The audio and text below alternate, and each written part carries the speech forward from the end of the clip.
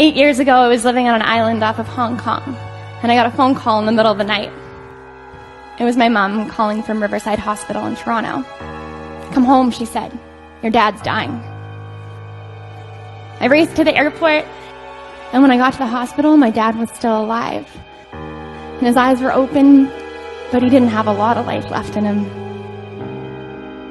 So my family gathered in and said our goodbyes, and we thought that this was it.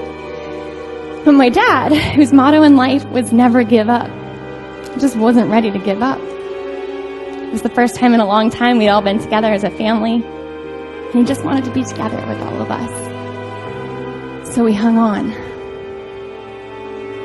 Have you ever watched a person starve to death? Now imagine that person's your dad. My dad was my person growing up. He taught me how to ride a bike, how to swim, how to paddle a canoe, how to ski down a mountain. He picked me up at the side of the road when I ran away with my little blue suitcase as a little girl. And when I was having a bad day, take me to Baskin-Robbins for our favorite Rocky Road ice cream. We watched him as he went from the man that we knew to someone that was on his way out. And slowly he deteriorated in front of our eyes. On what would be the last night of his life, I slept in his hospital room. And in the middle of the night, when the nurses came to check on him, I woke up and the curtains were drawn open and there was a full moon in the sky. And my dad just lay there looking at it. And I sat up and I held his hands and I told him all the things that I wanted to say.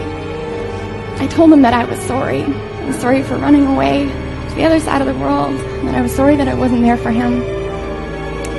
And even though he couldn't talk, he squeezed my hand and he looked at me, and I knew that I was forgiven.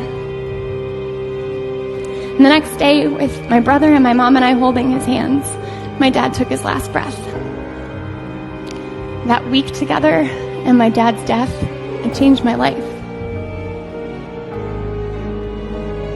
2 weeks later, I was on another plane, taking another job. I lived in 10 countries in 10 years. I saw the sunrise from the summit of Mount Kinabalu. I went to the Arctic and I saw herds of wild muskox, and I swam with crocodiles. And all of those things were amazing, but none of them changed my life. It's because temporary change isn't real change. And then 4 years ago, I was walking and a firefly flew right up in front of me. And I hadn't seen a firefly since my dad died. And I was totally stunned, and I stuck up my finger and the firefly landed right on the tip of my finger. And I was so shocked I completely forgot where I was, and I said, "Dad?" And of course it wasn't him, and as soon as I said that, it was gone. And it didn't matter, because I thought to myself, what if it's not about all those moments? What if the moment that changes everything is just the moment that I decide to change? I've spent my whole life chasing something outside of myself. It wasn't that my life wasn't good. It's just that happiness, real happiness, always felt like it was right around the corner. But everything changed for me when I decided to stop chasing happiness.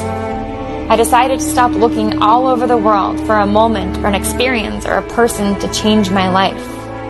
And I decided to create that change myself. The moment I decided to change my life is the moment that my life began to change.